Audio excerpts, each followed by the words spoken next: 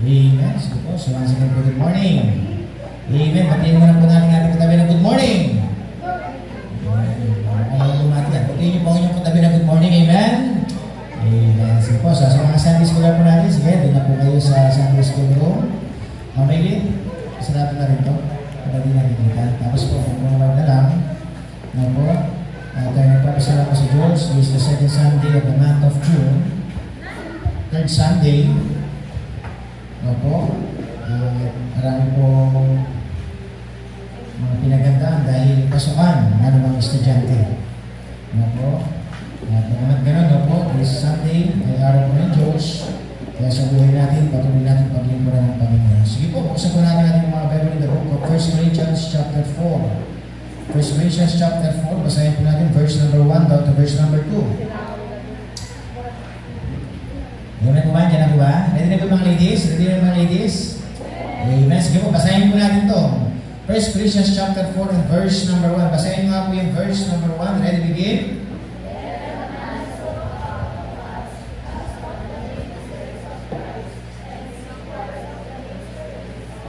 Verse number 2. Ako po, babasahin po ito. Sabi ng salita ng Diyos, moreover, it is required in stewards that a man be found faithful. Pag-aaralan po natin sa umaga po nito, the word stewards. Tayo po natin ngayon yung po, at tayo manalangin, let's pray namin, Diyos, nakila sa lahat, kami po, Diyos, ay nagpupuli po ng pagpasalamat sa pinagawang pagkakataon na pinagkaroon niyo po sa buhay po ng bawat isa. Maraming salamat po, Diyos, sa mga awitin, mga pakinggan, awitin ng pinawit. Nawa ko, Diyos, pangginan po ng aming mga tinig, mga poses, mga talento, ay paggamit po namin ito upang magbigay kaluwalhatian sa iyong pangalan. Maraming rin po salamat ng Diyos sa pagkabasa po ng mga salita na aming pong pagulibulayan sa mga po nito, ang aming hiling kadalagan ng pusa ng Banal Espiritu, ang kumilos po sa aming pong kalagitnaan. Kapagamat mayroong kabigatan, marami po silang iniisip po Diyos, mga problema, mga kasuliranin, kadalanan po po Diyos sa umaga po nito, maging maliwanag po ang inyong mga salita, na kami po inyong pong katiwala, pinagkatiwalaan sa mga bagay na mayroon kami. Kaya dalangin po Diyos, maging tapat nawa po kami sa mga bagay na inyong pinagkatiwala sa amin. Kaya dalangin po Diyos, sa umaga po ito, magbigay po kayo ng kasiyahan, katugumpayan, sa aming pagpapatuloy, bless nyo po Diyos yung mga Sunday Schooler, yung mga bata sa kanilang murang edad, matuto po sila maglingkod, makinig, at makita nila po Diyos ang kalagahan ng ganitong klaseng paglilingkod sa inyong pong harapan. Kaya po mga dakila, nagpapang dalangin sa pangalan ni Jesus. Amen. Amen. Please be seated now.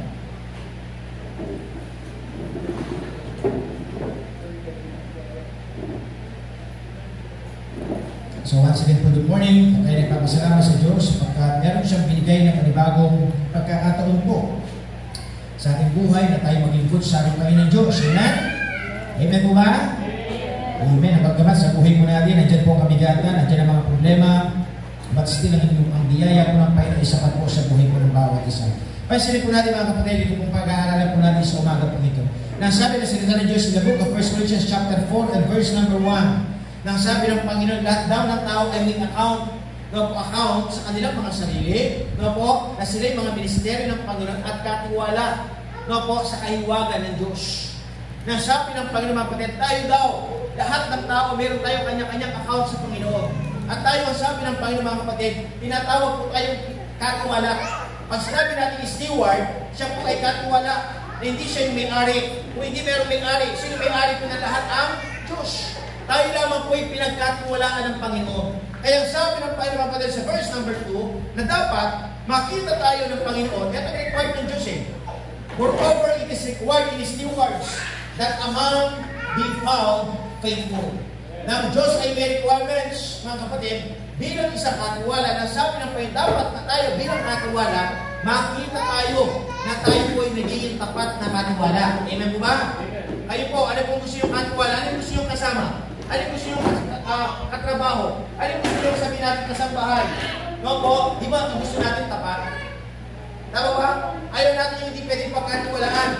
Ayaw natin mga kapatid, yung buhay na sila ay sabihin natin na hindi sila nagiging yung bang trusted o sabihin natin yung bang minsan nagdududa ka. Tama ba? Kaya sabi ng Panginoon mga kapatid, sa buhay po natin, kailangan daw makikita tayo na tayo pinagiging tapat. Amen po ba? Di ba napakaganda yung kasama natin yung bang walang nawawala? Tama ba? Meron ka kasama sa bahay, walang nawawala, sapagkat alam mo, sila'y tapat. na po kahit nga piso lang, dapat walang mawala. Sapagkat sabi ng Panginoon, ang tao, mga kapatid, na sabihin natin siya'y nagiging, na alam niya na yung mga bagay na hindi sa kanya ay hindi dapat kunin sapagkat hindi sa kanya. Kaya sabi ng Panginoon, mga kapatid, sa umaga po ito, katanungan niya po sa atin, nagiging tapat kaya tayo sa mga bagay na pinagkatiwala ng Diyos sa atin? Di ba ang Diyos meron siya binigay sa atin? Tama ba? Anong binigay ng Diyos sa atin una-una? Buhay. Tama ba? Ang buhay mo pinagkatiwala ng Diyos. Pinahiram ng Panginoon sa iyo. Hindi sa iyo ang iyong buhay. Tama ba? Hindi sa atin ang ating buhay. Ang buhay mo natin pinahiram lang ng Panginoon. Anong ibig sabihin? Pinagkatiwalaan ka na mabuhay sa mundo ito. So ngayon sabi ng Diyos, ikaw ba ay nagiging tapat unang-una sa iyong buhay? No po? Ang buhay mo ba, mga kapatid, saan natin binubukol? Saan natin dinadala? No po, karamihan ng mga tao, kaya sila hindi nagiging tapat sa Diyos sapagkat hindi nila alam kung sino ba sila sa harapan ng Diyos. Kaya sabi ko ng ating pinag-aaralan sa umaga po ito, are you a good steward? Are you a faithful steward? No po, ano po ang unang punto? Sabi ng salita ng Diyos, being a faithful steward, being a steward of God, kailangan alamin mo kung sino ka. Know who you are. Sino ba tayo? Pastor, ako ay doktor. Pastor, ako ay abogado. Pastor, ganito ang trabaho ko, may posisyon ako. Pastor, ganito ang natapos ko. Yun po ba ang requirements? Ang sabi ng salita ng Diyos, mga kapatid, karamihan ng mga tao, hindi nila alam kung sino talaga sila. Maraming mga tao, hindi sila nakapaglilingkod sa Diyos. Hindi sila sabihin natin nakakalapit sa Panginoon. Bakit? Kasi hindi nila talaga alam kung sino sila. No, nakakala nila silang malaki. Nakakala nila sila, mga kapatid, na nandun sila sa posisyon, mananatili ang kanilang posisyon. Nang sabi ng Panginoon, mga kapatid, kailangan mo malaman kung sino ka. Ano po ba sabi ng salita ng Diyos in the book of Isaiah chapter 64 and verse number 6? Sige nga sis, buksan mo nga. Isaiah chapter 64 and verse number 6. Ito po tayo sa paningin ng Diyos. Tingnan niyo po tayo, mga kapatid. Sabi nga sa inyo, minsan maraming mga tao ang yabang. Maraming tao nagmamalaki. Pero sabi ng Panginoon, hindi mo talaga alam ang iyong sarili. Kaya sabi ng Diyos, hindi ka nagtatapat sa Diyos, hindi ka lumalapit sa Panginoon, sapagkat hindi mo alam kung sino ka ba sa harapan ng Diyos. Ano sabi ng salita ng Diyos, mga kapatid? But we are all as an unclean thing. Pasilin ko yung pananalita ng salita ng Diyos. Pasilin ko, tingin ko tayo sa ating monitor, nasabi ng salita ng Diyos, mga kapatid, lahat daw tayo ay kagaya ng isang maruming bagay. Unclean thing. And all our righteousness are as filthy rags. Lahat daw ng ating katwiran, kagaya ng isang maruming basahan. Na po, and we all do fade as a leaf. Lahat tayo darating tayo malalanta kagaya ng dahon. And our iniquities, lahat ng ating kalikuhan, like the wind have taken us away. Lahat naman meron tayo ay pwedeng mawala. Amen po ba?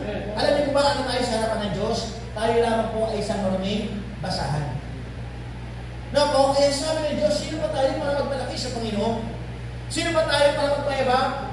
Sino ba tayo, mga kapatid? Na minsan sabi pa po sa inyo, akala ng tao kung sino siya. Pero sa paningin ng Diyos, tayo lamang po maruming basahan. Tayo lamang po yung nilinis ng Diyos. Tayo lamang po, mga kapatid, binigyan ng pagkakataon ng Panginoon na mabuhay. Na ngayon, ikaw ay naglilingkod. Nang sabi ng ngayon ng Panginoon, ikaw ngayon ay aking katiwala. At pinagkatiwala ko sa iyo ang iyong buhay, na sana huwag natin sayangin ang ating buhay. Amen? Huwag natin sayangin yung buhay. Huwag natin sayangin yung pagkakataon. May pagkakataon ka mag-ayos. May pagkakataon kang bumangon. May pagkakataon ka, mga kapatid, na sa iyong buhay, umangat ang iyong buhay. Kaya ang sabi ng Panginoon, dapat alamin mo kung sino ka. Kaya po, kasi ang sabi ng Panginoon, mga kapatid, tayo po ay niligtas ng Diyos sa kanyang banal na dugo. Sabi nga po sa inyo, dati hindi naman natin alam ang tunay na kaligtasan. Kaya nga sabi ng kataga, no, po dati meron akong damit nun eh, no life, no Jesus, no life. Kung wala kang Kristo sa buhay, wala kang buhay. Pastor, buhay ako eh. Anong ibig sabihin nun? Wala kang Kristo, wala kang buhay. Anong ibig sabihin nun, mga kapatid? Hindi mo alam ang totoong buhay kung wala si Kristo sa puso mo. Pero, kapag naunawaan mo si Kristo, no! Ang sabihin ng no, no po, inunawa. No Jesus, no life. Diba? Nakilala mo ang Panginoon, makikilala mo rin ang totoong buhay. Na ang buhay natin, mga kapatid, ngayon isang Kristiyano na, isang tumanggap kay Kristo, na hindi lang puro trabaho, amen? Na hindi lang puro aral, na hindi lang puro barkada, na hindi lang puro bisyo, na dapat meron tayong paglilingkod sa Panginoon, na dapat tayo may oras sa Diyos, na dapat mga kapatid, huwag tayo maging sakip sa mga bagay na meron tayo. Bakit? Kasi niligtas tayo ng Diyos. Binigyan ka ng pagkakataon ng Panginoon na maglingkod. Ano yung word na pagkakataon na maglingkod? Di ba? Ano yung ibig sabihin? Binigyan ako ng pagkakataon. So anong kailangan gawin? Huwag mo nang sayangin. Amen? Binigyan ka ng pagkakataon, sinayang mo pa. At ano, meron pa kaya next na pagkakataon? Sabi nga, kapag yung pagkakataon dumaan na at hindi mo pa ito ginraw, hindi mo pa ito ginawa, hindi mo pa ito pinagusayan, hindi na po yan babalik ulit. Kaya sabi ng Diyos, mga kapatid, bilang isang katiwala, kailangan makita tayo ng Panginoon na talagang tapat. Kilala po ba natin ang ating sarili? Tayo po yung makasalanan, nilulog po. Niligtas tayo sa biyaya ng Diyos. Ano mang bagay na meron ka, hindi sa'yo. Amen po ba? Amen. Kaya sabi ng ating pinag-aralan, mga kapatid, number 2, a faithful steward. How can I be a faithful steward? First, know who you are. Alamin mo kung sino ka. No po, para hindi ka magmayabang, para hindi ka magpalaki. No po, nasabi ng salita ng Diyos, alamin mo kung sino ka. Number 2, know what you have. Sulat mo. Doktor kasi yung sulat ko eh. Kaya di niya na akong nawahan. Know what you have. Alamin mo kung anong meron ka. Amen? Alam niyo ba kung ano meron kayo?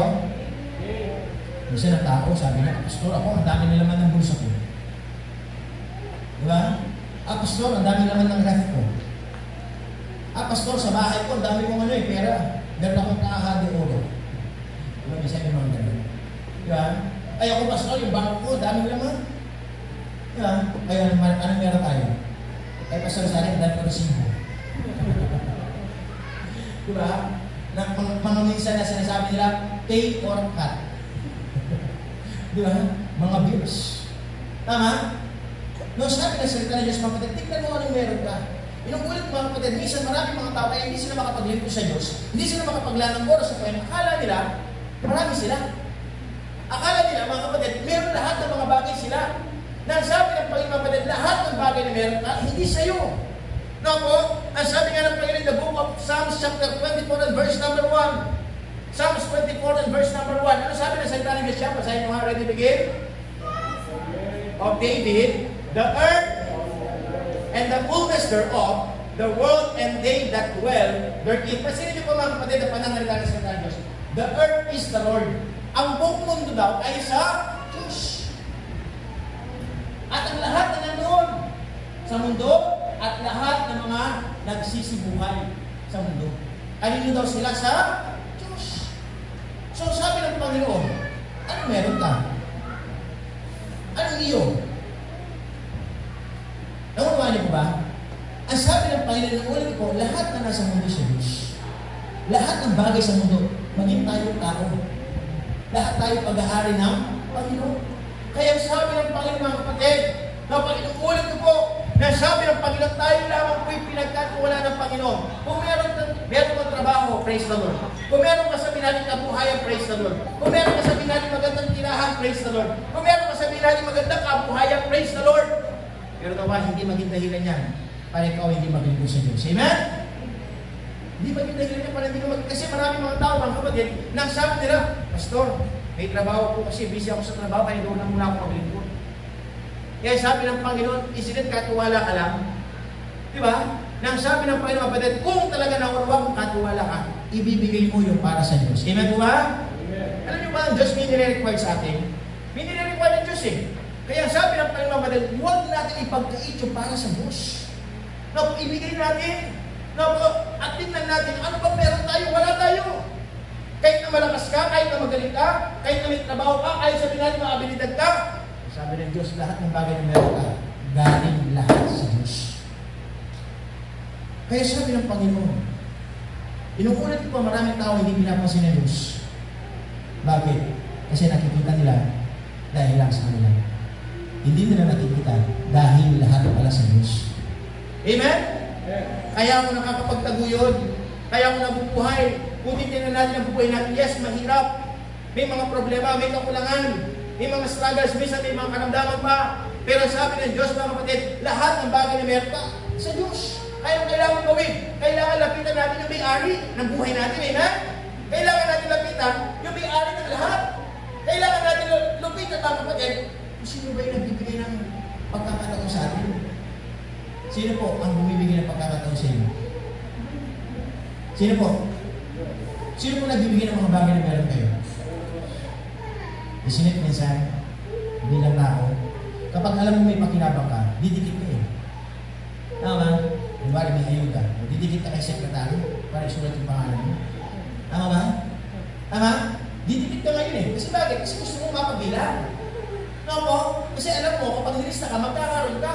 Nasabi na sa Diyos, minsan tayo, didikit na natin yung mga bagay niyo, pero tayo napapalili sa Diyos. Nasabi ng Panginoon, dapat ang dikitan natin ng Diyos. Amen? Dapat tayo maging malapit sa Diyos. Dapat tayo maging connected lagi sa Panginoon. Bakit? Kasi nasa Diyos kung tayo pagpapalain. Alam mo ba, nasa Panginoon kung ikaw ay pagpapalain? Wala sa iyo. Nasa Diyos. Ano kailangan mo gawin? Makita kang tapat. Kaya sabi ng ating pinag-aralan, mga kapatid, how can I become a faithful steward? Alamin mo kung sino ka. Alamin mo kung ano meron ka. Na po, kaya sabi ng Panginoon, hindi ka pwede magmayabang. Minsan meron tayong alam. Na po, yung ba nakatira sa ibang bansa, meron siyang tahanan dito. Di ba? May tahanan siya dito. So ngayon ang ginawa, umanap siya ng caretaker. Yun nga po, katiwala. Di ba? Natitira. So minsan, mga kapatid, may mga katiwala, nakala nila yung tinirahan sa kanila. Eh, may pumahan ko niyo po ba? Gagamitin nila yung sasakyan. Kala nila sa kanila. Di ba? Sapagkat nga pinagkatiwala sa pinagmamayabang. Tapos ini-invite lahat. Pinapasok lahat. Tapos ngayon, bigla dumating yung may-ari. Yung totoong may-ari, bigla darating. Tapos mabibigla.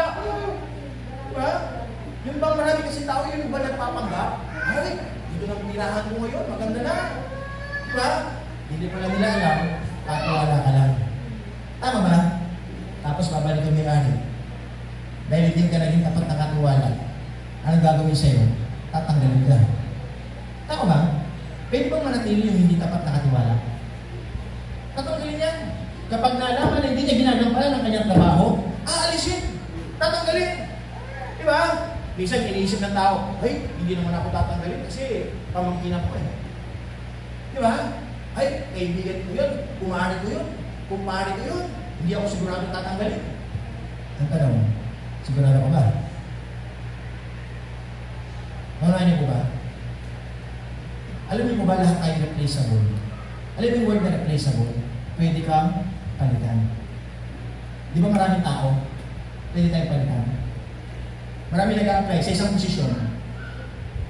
Dami nag-a-apply. Isang posisyon lang yung ano. Ang dami nag-a-apply. Tama ba? Kaya kapag hindi mo pinagigilan yung trabaho, pwede kang tanggalin. Pwede kang palitan. Pero kailangan gawin. Bilang isang manggagawa, maging masipag. Magtrabaho ng mga ayos. Huwag pa pedix-pedix. Kasi bakit? Kasi pag nawala ang iyong trabaho, tanggal ka, hindi na makakagawa. Tama? Ano yung pampapakain mo? Ano yung magiging sahod mo? Ano yung magiging pangtustos mo sa pangangailangan ng iyong pamilya? Alam niyo ba, sa totoo lang, ang dami mga taong gano'n eh. Pinagkatiwalaan sila, binigyan ng trabaho, pero hindi nila ginawa ng maayos yung trabaho nila. Siyempre, dahil hindi nila ginawa ng maayos yung trabaho, tatanggalin sila. Minsan sila pa yung magagalit yung sa boss. Bakit daw sila tinatanggal? Nakakita na ba kayo na nagganap ng trabahante yung trabaho para, ano lang, paupo ko lang? Sige, magkahanap ako ng ano dito, sasawalan kita, uupo ka lang. Matulog ka. Nakakita na ba kayo naman? Tama? Walang ganon. Tama? Ikaw ay kinuha sa trabaho mo para ikaw ay magtrabaho. Tama ba? Hindi para magtago. Di ba? May kaganap pa ng ganun, lagi nang hinahanap eh. Nasa siya, no? Lagi pala nasa siya. Anong ginagawa? Nagnanakaw ng oras. Ano ba yung wala na nagnanakaw ng oras? Hinihintay na lang yung 5 o'clock. Di ba? Kasi 5 o'clock, hindi ba? No po, ano di ba? Maraming, sabi na sa Diyos, maraming mga tao na hindi sinusin. Maraming na nananakaw sa Panginoon. Kasi bakit? Minsan nagmamayabang, nagmamalaki. Kaya sabi ng Diyos, mga kapatid, tignan mo kung anong meron ka. Amen ba? The third thing, know what you can do. Tignan mo kung anong magagawa mo. Alam niyo po ba, bilang tao, ang dami natin pwedeng gawin. Tama ba? Ang dami natin pwedeng gawin. Sabi ko po sa inyo mga kapatid, gaya ng message natin last Sunday, why sometimes we think we cannot? Bakit kadalasan naisip natin hindi natin kaya? Sapagkat mali ang ating kaisipan, negatibo. Hindi tayo nag-iisip ng paraan. Sapagkat hindi tayo nagtitiwala sa buhay na Diyos. Kaya hindi natin nagagampanan. Pero sabi ng Diyos, mga kapatid, bilang tao, meron kang magagawa. Sapagkat alam niyo ba, patay lang ang walang magagawa. Tama ba ba? Ang patay makakapaglakad pa ba? Ang patay makakapagsalita pa ba? Ikaw, buhay ka? Makakapagsalita ka? May magagawa ka. Tama ba? Buhay ka eh. Nadidilan mo yung mga mata. Diba? Pero kadalasan, anong ginagawa ng tao? Manakasal. Anong ginagawa ng tao? Nambubusik. Anong ginagawa ng tao? Nambubuli. Hindi nagiging pagkapalit-pakinabang ang kanilang buhay. Tama ba? Ay mga estudyante sa school. Diba? May mga estudyante bully. Nangiinis. Minsan pa dati, no? May mga pagkakataon dati. Pero pa nagdidelay siya eh. Tama? Yung mga bully nga eh. Dito mo na! Diba? O baka ginagawa mo ito, Mark. Di mo naman! Hindi mo din na, sasabihin mo. Kaya ang gagawin. Araw-araw, binibigyan mo na lima. Diba? Binibigyan ka ng bawang na nanin mo 10. O yung 5 agad sa kanya na. O diba? Kasi maraming tao ganun eh. Bully. Diba? That time, gabi-gabi ganun eh. No? Yung mga ganggang. Diba? Marvin, yung mga geng-geng. Dati ganggang eh. Ayun, geng-geng. No po? So maraming taong bully. Maraming tao ang kanilang buhay hindi nagiging kapag-ipakinabang. Pero issue. Gusto nila easy money. Diba? Sige, bigyan mo na ako, bibigyan ka ng protection. Parang ganun yun eh. Diba? Sige, sabihin mo sa akin, sino ng away sa'yo? Diba, ano? Can you imagine? Ganun ang karamihan. Pero sabi ng Diyos, hindi naging kapag-ipakinabang ang iyong buhay. Sapagkat hindi ka nilalang ng Diyos para maging ganon. Alam niyo ba, hindi tayo nilikha ng Diyos para manlamang ng kapwa natin. Amen po ba? Hindi ka binigyan ng buhay ng Panginoon para mandaya. Hindi ka binigyan ng buhay ng Panginoon, mga kapatid, para lumaki ang sindikato. Diba? Binigyan ka ng pagkakataon ng buhay ng Panginoon sapagkat ng Diyos, alam niyang meron kang magagawa. At ang kailangan ng gawin natin, tama. Amen? Gagawa ka na nila. Anong gagawin mo? Pipili ka kasi. Gagawa ka ng tama o gagawa ka ng mali? Anong pipiliin nyo? Mark, anong pipiliin mo? Ha? Tama? May tama ka. Diba? Yun eh. Yung pag pipiliin ka na nila, gagawa ka na nila, gawin mo na kung anong tama. Amen? Minsan tayo gumagaya. Ginagaya natin yung mga sabihin natin, mga paborito natin, na napapanood natin, nagiging natin sa social media. Pero ito mga kapatid, lahat pa ng sabihin natin na mga sikat, kailangan natin gayahin. Hindi. Gumagaya ka na nila. Gayahin mo lang kung tama. Amen? Magbitas kayo. Nangungupya ka. Wait lang ha, hindi ko tumuto ha. Example lang to. Nangungupya ka na nila. Mali ba? Diba? Then, ito nakakano eh, si Mark. Diba? Sabi niya kay Mark, no? Sabi niya, gusto, papakalala mo si Mark. Tuturuan ko siya, paano pumasa? School buhot talaga ito eh. No? Kapag mag-test tayo, Mark, pag mag-test tayo, no? Kapag mag-check na, huwag na magpapalit. Kapag may dalawang kasi sagot, sulat mo lahat. Galing ka magturo. Sabi niya sa akin, pinagbalagay ba? Pastor. Sabi na rin, Pastor, mag-sapo. Mag-8-5. Pinagbalagay niya pa ang kanyang maling gawain, school book. Diba? Ang gusto ko yung pag-ayin ng mga kapatid, yung ba nungopya ka na nilang mali? Tinopya mo pati pangalan niya. Diba? Dahil ikaw, hindi ka nag-review. Opo, tinopya mo pati pangalan. Kaya nung checking na ako, balo na balo yung mestra mo, may ngopya ka. Bakit? Adwa ka na nag-review. Diba? Oh. Kaya sabi ng Diyos, mga kapatid, dapat, meron kang kayang gawin eh. Ang sabi ng Diyos, kailangan gawin mo na kung ano ang tama. Amen? Amen. Sa buhay natin, inuulit ko mga kapatid, tayo po'y pinagkatiwalaan ng Diyos na kailangan na sabi ng Panginoon, huwag natin sayangin yung buhay natin, huwag natin sayangin yung oras natin, huwag natin sayangin yung mga bagay na meron tayo. At ang sabi ng Diyos, huwag mong sayangin yung lakas mo. Sapagkat meron tayong mga kalakasan, mga talento na pinagkaroon ng Diyos sa atin, pero nakakalungkot, hindi natin ito nagagamit ng tama. Hindi natin nagagawa ng ayon sa kagustuhan ng Panginoon. Kaya sabi ng Diyos, alamin mo yung magagawa. Ang dami pwedeng gawin. Alam mo pa sa simbahan, ang dami natin pwedeng gawin. Amen? Amen. Ano pala tayo ng ating gagawin? Alam niyo ba ang Diyos, hindi tayo nilagay dito para paupo-upo lang. Hindi ka nilagay ng Diyos ito para flower base lang. Alam niyo ba flower base? Para muti lang yan eh. Tama? Ang gusto ng Panginoon, kaya nilagay dito para meron kang gawin. Pastor, anong gagawin ko? Ang dami kailangan gawin. Unang-una, manalangin ka. Amen? Ipag-pray mo yung sarili. Para ano? Lumawak ang ating kaisipan. Naku, hindi lang tayo nagpapacheck ng attendance dito. Amen? Hindi yung sasabihin natin, ay, masisima nga ako para makita ko ni ma'am, makita ko ni pastor. Hindi. Di ba? Hindi na nagpapacheck ng attendance dito. Ay, present pastor, nandito po ako. Hindi gano'n. Dapat tayo bilang isang pananampalataya, lumalago ang ating buhay spiritual. Lumalawak ang ating pangunawa. Na kung gaano ang grade 1, ang grade 1, di ba next year anong grade na siya? Grade 2, tama? Next year ano na siya? Grade 3. Next year ano na siya? Grade 4. Tama ba? Dapat ganun eh. Ang ibig sabihin nun, lumalawak ka, tumatanda ka. Hindi pwedeng puro grade 7. Tama ba? Hindi pwedeng puro grade 8. Kung wala na grade 8 ka, 3 years. Ate, ikaw, nag-aral ka. Birthday kasi nito eh. Kaya, kung nag-aral ka, ilang beses ka grade 9. Ay, salamat. Grade 10. Salamat po, bukod. Ay, elementary, di ba? Balik-balik kasi ito eh. Ah? 4 times? Hindi na, master of degree na yun. Di ba? Hindi lang yan. Di ba? Si Mark, ano? Yung best of degree na, no? Ah? Hindi pwede pa ulit-ulit eh. Tama ba? Bagaman nagtatawarin tayo, yung kasi hindi pwede pa ulit-ulit. Kailangan nag-i-excel. Kailangan lumalawak. Kasi bakit? Lumalabot tayo eh. Gusto nyo ba yung paulit-ulit na lang? Jasmine?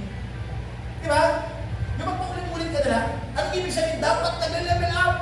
Kaya sabi ng salita ng Diyos, kapatid, dapat alamin mo anong magagawa mo. Ang dami mo pwedeng nga gawin. Inuulit ko po sa simbahan, ang dami natin pwedeng dapat gawin.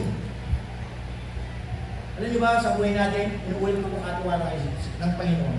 Ang tanong, yung simbahan, pinagkatiwala lang ba kay pastor? Sa tingin niyo po, si pastor lang ba dapat kumilos dito? Si pastor lang dapat na magtrabaho? Hindi. Tayo lahat.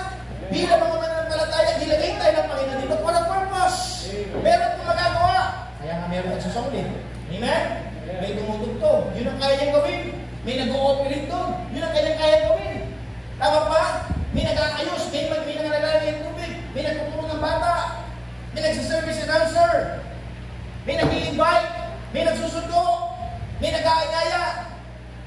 Di ba kaya natin gawin? Amen? Di ba minsan, ang sabi ng salita ng Diyos, ang pinakakaya mong gawin, mag-anyaya. Mag-anyaya ka para sa Diyos. Di ba? Sa totoo lang, ang galing natin mag-anyaya eh. Di ba? Yung pag-convincing power, ay, naman, sige tayo sa makam. Di ba? Pero kadalasan, yung convincing power natin, ginagamit natin sa mali. Mas talaga tayo, siguro tayo dito. O kuya, dito tayo. Inuwan tayo dito. O, dito tayo, sayawan tayo dito. O, tara, paglabang tayo, pamasyal tayo. Ginagamit natin yung ating magagawa sa walang kakwentahan ng tama. Bakit hindi natin gamitin yung convincing power natin papalapit sa Diyos? Amen? Yung mag-anyaya ka, simba tayo. Di ba minsan may pumapansin sa inyo? Tama ba? Hoy, makapiblas niya na naman. Ano kaya mong kaya mo ito? Simba ako, tara, tubig ka. Amen? O inaingali mo yung pagpunta sa simbahan. Di ba napakaganda na gano'n? May nakakapansin sa'yo. So ngayon dahil napansin ka, hanggang sabihin mo sa kanila, transfer na tayo, sama ka. Di ba? Pastor, huwag ko na silang sasabihan kasi tumatanggi sila eh. Okay lang na tumanggi sila. Ang importante, meron kang ginawa. Yun nga nais ng Diyos eh. Alamin mo anong magagawa mo.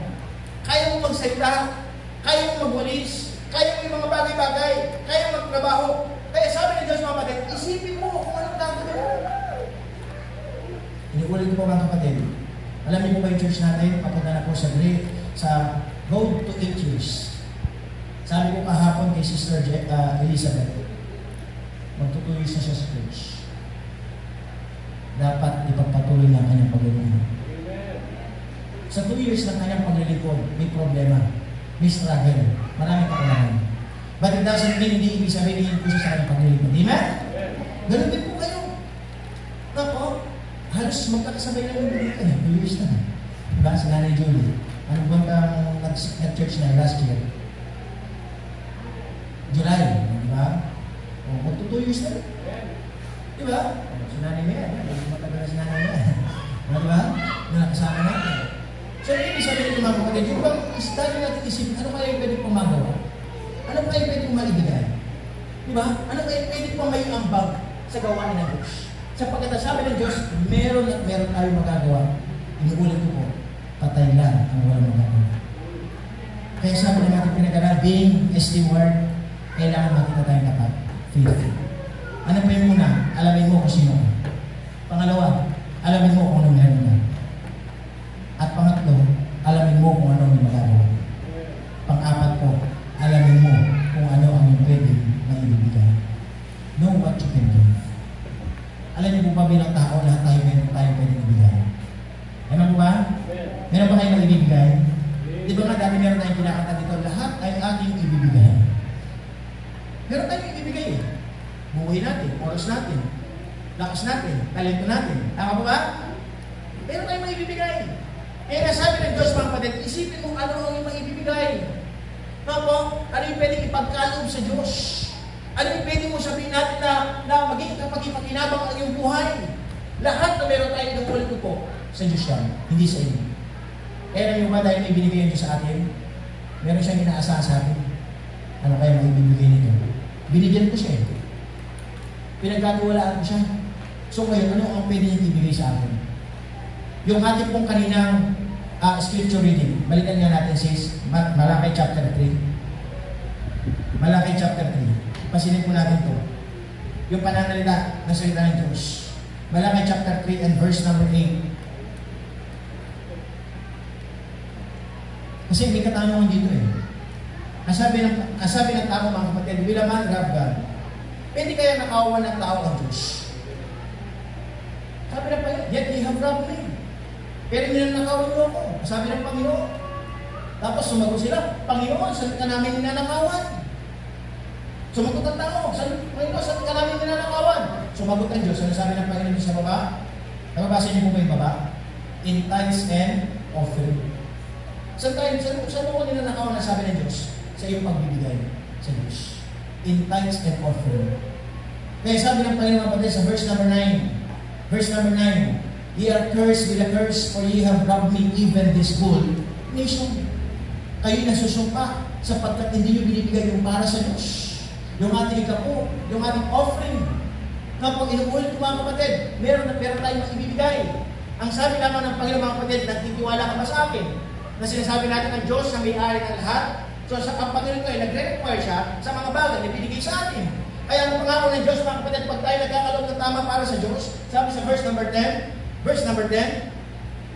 bring ye all the tithes into the storehouse, that there may be meat in mine house. And prove me now, herewith say the Lord of hosts, if I will not open you the windows of heaven, and pour you out a blessing, that there shall not be room enough to receive you. Nasabi na salita ng Diyos, being katiwala ng Diyos, being a steward, makita tayo tapat sa ating pagbibigay. Pastor, ang ibibigay ko, kung ano meron ka. Ano meron tayo na sabi na sa Diyos, bring me all the tithes. Pag sinabi namin tithes, ikaw po, ng bawat meron tayo. Tithes, 10% na bagay na meron tayo. Saan natin ibibigay sa simbahan? Bakit natin kailangan ibigay yun? Sabi doon, that there may be meat in my house. Para mayroong pagkain doon sa aking tirahan, sa bahay ng Diyos. Bakit kailangan tayo magbigay? Di ba, Pastor? Sabi mo nga kanina, lahat ng bagay sa mundo ito ay sa Diyos. So, ibig sabihin, hindi nangangailangan ng Diyos. Pero ano ba ang Panginoon meron sa simbahan? Meron siyang gawain na po, na kailangan bawat mga mananampalataya mag-isip sila, ano ang kanilang pwedeng ibigay? Ano pwede nilang gawin? Ano pwede nilang ipagkaloob? Sapagkat ka, nilagay tayo ng Panginoon dito para magtulungan na buhatin ang gawain ng Diyos. Na po, kaya sabi ng Diyos, gusto niyo po ba ng blessing? Gusto niyo po ba ng pagpapala? Gusto niyo pagpapala? Sabi niyo, no? Verse number 11 says, na po, sabi niya, and I will rebuke the devourer for your sakes, and ye shall not destroy the fruits of your ground. Neither shall your vine cast her fruit before the time in the field, saith the Lord of hosts. Kung kayo daw ay nagbibigay sa Panginoon, nagkakalog ng tama, na sabi ng Diyos, buwawak si ng Diyos yung mga mananakmal, yung mga naninira, na po, mananagana ang iyong buhay, na sabi ng Panginoon, mga pagkain at lalago, na po, at sabi sa verse number 12, and all nations shall call you blessed. Lahat daw ng tao, tatawagin ang pinagpala. For he shall be a delightsome land, saith the Lord of hosts. Gusto ba kayo pinagpala ng Panginoon, ibigay natin kung anong para sa Diyos. Huwag natin ipagkain. Hindi ko sinasabi ito dahil ako ang pastor dito. Sinasabi ko ito sapagkat ito po ang sinasabi ng salita ng Diyos. Nais ko na kayo pagpalain ng Panginoon. Pero ang tanong, pwede ba kayo pagpalain kung wala kayong ginagawa? Naunahin ko ba? Pwede po kayong i-bless ng Diyos kung wala ka namang ginagawa? Sa tingin po ninyo. Parang ganito yan eh. Pwede ka bang kumain na wala kang pinanim? Kailangan ka muna magtanim. Pwede ka bang mag-withdraw kung wala kang pinasok? Hindi. Kailangan ka muna merong ipasok. Di ba? Meron ka muna dapat i-invest. Para sa someday, aanin ka. Para someday, meron kang pwede i-withdraw sa Panginoon. Kaya sabi ng Panginoon, being a steward, na sabi ng salita ng Diyos, dapat alamin mo, sino ka? Anong meron ka? Anong kaya mong gawin? At ano ang kaya mong ibigay? Sana po, mga kapatid, makita tayo ng Diyos. Tayo pinagpala. Inuulit ko po, lahat na meron tayo, pag-aaral ng Diyos. Pinagkatiwalaan tayo ng Panginoon. Buhay mo, pinahiram ng Diyos. Saan mo bubuli? Saan mo ipapagamit ang buhay mo? At ang sabi ng Diyos, alamin mo kung ano meron ka. Ano meron ka? Anong ipagmamalaki mo? Wala. Lahat ng bagay na meron ka sa Diyos. Isang ganyan na, pwede mawala. Kaya sabi ng Panginoon, alamin mo ano magagawa mo. Meron ka magagawa para sa akin, sabi ng salita ng Diyos. Gamitin mo ang iyong buhay. Gamitin mo ang bagay na meron ka. At ibigay natin sa Diyos. Diba? Sabi nga ng kanta kanina, ang sinabi ko sa inyo, lahat ay aking ibibigay. Ang tanong sa umaga nito, pwede ba natin ibigay lahat para sa Diyos? Ay, mukhang hindi ko yata na ibibigay yung lahat. Kasi sabi nila, kailangan ka daw magtira sa sarili mo. Tama ba? Isilip yung sinasabi ng kabarkada mo, magtira ka naman sa sarili mo, Mars. Pero ano nyo ba, pagdating sa Diyos, iba eh. Di ba? Sabi ko nga sa inyo noong nakaraan, kung tataya ka na rin lang, yung itutodo mo na rin lang, saan mo dapat itodo? Ha? Doon sa mapapahama ka? Doon sa alam mo matatalo ka? Ay, dito kaya tayo mananalo? Sa tingin mo? Ay, dito tayo mananalo? Ay, biyasi kung pangit. Biyasi kung malakas kabalahan. Ay, magaling ngayon. Sa kanya ako tataya. Saan ito todo yung lahat? Di ba napakaganda? Itodo natin lahat sa Diyos. Amen? Kasi ang Diyos ang sigurado. Ang Diyos ang pwede magpala. Ang Diyos ang pwede mag-extend ng kanyang buhay. Ang Diyos ang pwede mag-level up ng ating kabuhayan. Kaya sabi ng Diyos, mga panitawa, maibigay lahat talaga natin sa Diyos. Ulitin ko po, pwede kaya natin ibigay lahat para sa Diyos. Na sana huwag tayo magdalawang isip. Huwag tayo magduda sa pwedeng gawin ng Diyos. Alam niyo po ba, nais ng Panginoon, pagkatiwalaan mo lang siya. Alam mo, ibig sabihin ng faith, complete trust. Buong pagtitiwala, buong pananampalataya. At lang sa umaga nito, buong buba ang iyong pagtitiwala sa Diyos. O meron kayong agang-agang? O nagdududa kayo sa kaya pwedeng gawin ng Diyos sa inyo? Inuulit ko mga kapatid, kung tataya ka rin lang, tumaya ka din sa karapat-dapat. Ituloy natin sa Diyos. Amen? Ito natin, ang buhay natin, ang oras natin, huwag kayong manghinayang sa mga bagay na ginagawa natin para sa Diyos. Sapagkat hindi natin ito ginagawa para sa tao. Amen? Ginagawa para sa tao. Gagawin natin ito para sa Diyos. Magbigay kasiyahan, magbigay kapurihan. Kaya po ako, bilang pastor, tinutuko ng lahat para sa Diyos. Ang Diyos na ang bahala sa aking kinabukasan. Lahat na meron ako sa Diyos. Kapag dinikwala ko ng Panginoon, ipapagamit ko. Hindi ako pwede magdamot sa Diyos. Tama? Minsan ang kaisipan natin, magdadamot tayo. Isipin mo lang ang sabi ng Diyos, nagdadamot ka sa akin, ako nga nagbibigay ng buhay mo. Pinagkakait mo, yung mga bagay na ninanais ko, sabi ng Diyos, ako nga nagbigay niya. Tama ba? Kaya sabi ng Diyos, mga kapatid, huwag natin ipagkait kung anong para sa Diyos. Kaya sabi ng Panginoon, bilang katiwala, sana maging tapat tayong katiwala.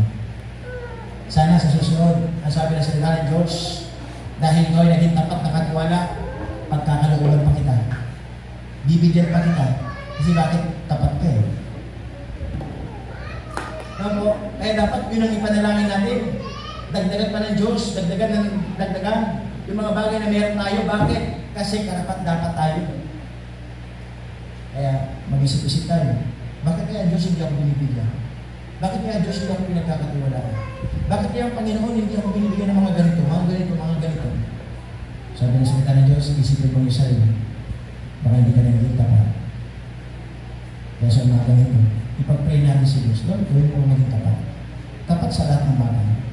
Tapat sa aking asawa. Tapat sa aking pamilya. Napo, sa lahat ng bagay. Ang tinutukoy ko dito. At lalong-lalo na, tapat tayo dapat sa Diyos. Kaya sa bagay ito, nakita ng Diyos ang ating puso. Pwede kaya tayo maging tapat ng natiwala ng Panginoon. Tayo lahat ito ngayon. Isa sa Diyos.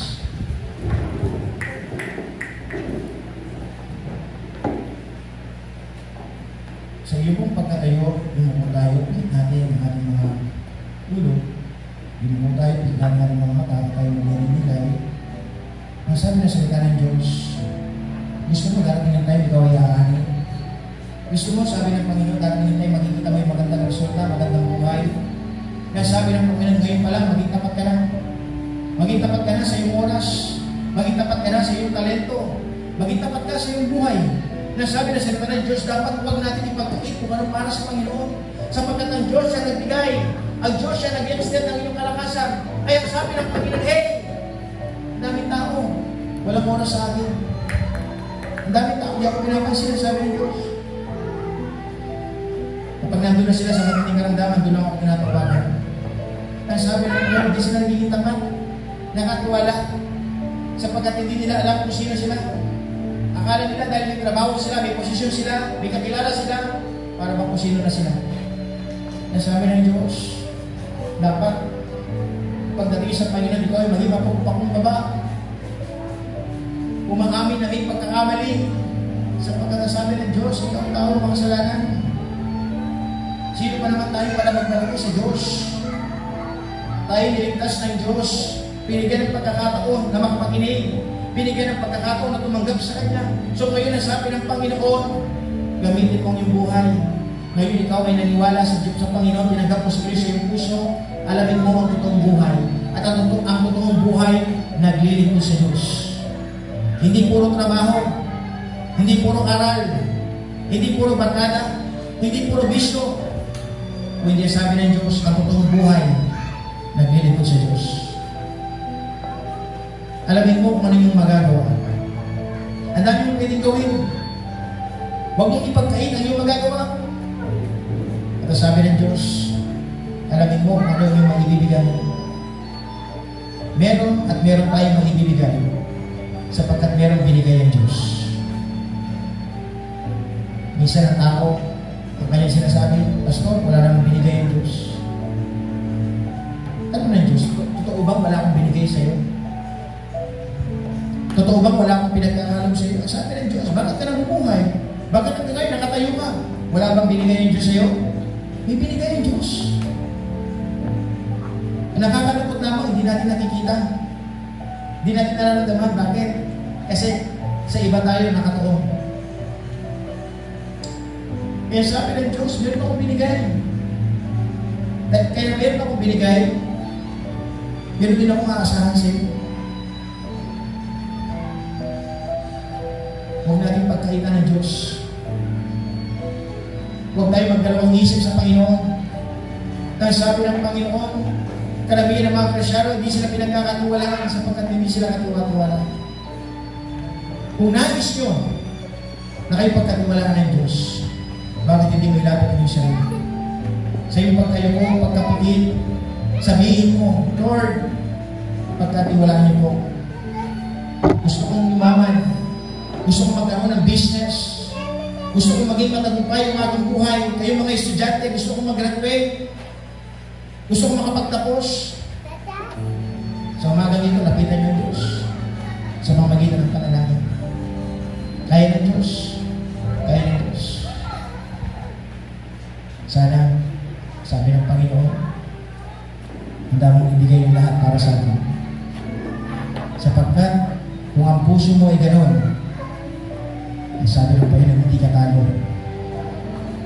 Dahil naunawaan mo, na kung ibibigay mo yung lahat sa akin, sabi ng Diyos, kung itutulong mo lahat sa Panginoon, hindi magiging walang kwenta ang iyong paggawa.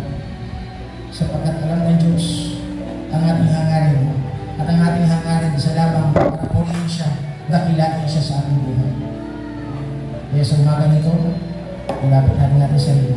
Ilapit mo ang iyong nanay, ang iyong tatay, ang iyong asawa, ang iyong kapatid, ang iyong anak. Ilapit natin ang lahat sa Panginoon. Tanong ng Diyos, kailan yung time ikaw nagseryoso? Kailan yung time na talagang ilapit mo ang iyong sarili sa Diyos? Kaya sabi ng Panginoon, ito na yung oras, huwag ka matulog. Huwag ka lang basta umupo. Manalangin ka. Sapagkat ang sabi ng Diyos, kaya ang pagkakataon mo yan, huwag mong sayangin. Pwedeng ayusin ng Diyos ang iyong buhay. Pwedeng ayusin ng Diyos ang kabuhayan. Pwedeng kanyang tulungan. Ang kailangan mo lang gawin, hingin sa Panginoon, Lord, gawin niyo po akong tapat ng ating Lord. Maibigay ko ang para sa iyo. Magawa ko ang para sa iyo. At higit sa lahat, huwag na huwag natin sasayangin ang ating buhay. Tayo manalangin na maraming Diyos at tila sa lahat. Kami po o Diyos ay nagpupuri po ng pagpasalamat. Maraming salamat po Diyos sa panibagong pagkakataon na pinag-aaral niyo po sa amin. Yes Lord, lahat ng bagay kami ay sa iyo. Maging ang aming buhay. Kaya nalangin po Diyos, makita po lagi namin ang aming sarili. Na hindi namin nagagawa ito dahil lamang sa amin. Nagagawa namin ito dahil lamang po sa iyo. Sapagkat kayo nagbigay ng lakas, nagbigay ng abilidad, nagbigay ng lahat ng bagay na meron kami. Kaya Lord, nilalapit po namin po Diyos ang aming mga sarili na sana po gawin po kami maging. Mag-isip po kami kung ano ang aming magagawa. Mag-isip po kami kung ano ang aming malibigay. At ang dalangin po namin Lord na sana po patuloy, hindi nawa po magbago ang aming puso, ang aming kaisipan, na sa aming buhay, makita niyo po Diyos na hindi po sayang. Kaya Lord, hindi po tulungan ng bawat isa. Mga nanay, tatay, lolo't lola, ano man po kanilang pinagdadaanan, hindi po silang kambilas, hindi po takilang kamay, kayo po maging iwanan, kayo po maging pag-asa. Paunahan niyo rin po Lord ng bawat mga kabataan, na sana po maalis ang katigasan ng ulo, matutong makinig, maalis sa masamang bisyo, masamang barkada, bigyan ng karunungan sa kanilang pag-aaral. Lord, bless you po Diyos ang buhay ng bawat isa. Simbahan po nito, na sana patuloy kayo pong makita, mataas sa aming mga buhay. Kaya Lord, binabalik po namin lahat ng papuri at pasasalamat sa inyo pong pangalan. Lahat po namin nilangin, hinihiling po namin lahat ng bagay nito sa inyo pong pangalan ng aming Panginoong Jesus. Amen and amen. Amen. Lord be the glory for the word of God. Sana po sa buhay po natin, nakita natin ang nais na Diyos sa atin.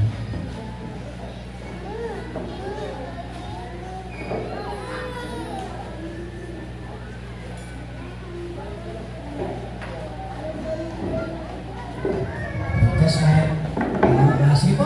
So once again, good morning. morning. So, sino po dito yung sa mga bata? Sino yung gusto ng mga lobo? Sino yung mga gusto ng lobo? Bibigyan ko ng lobo. Bibigyan ko ng lobo. Ay, nakaupo. Pag nakatayo, bibigyan ng lobo. Kaya,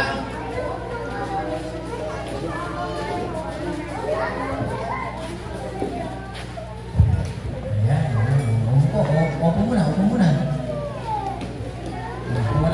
Kung walang upuan. Nasa mamaya, ibibigay ng mga lobo. Kasi, nagugustuhan ko sila eh. Mamaya, ipamimigay ko yung mga lobo. So, ito po announcement na po sa bawat isa.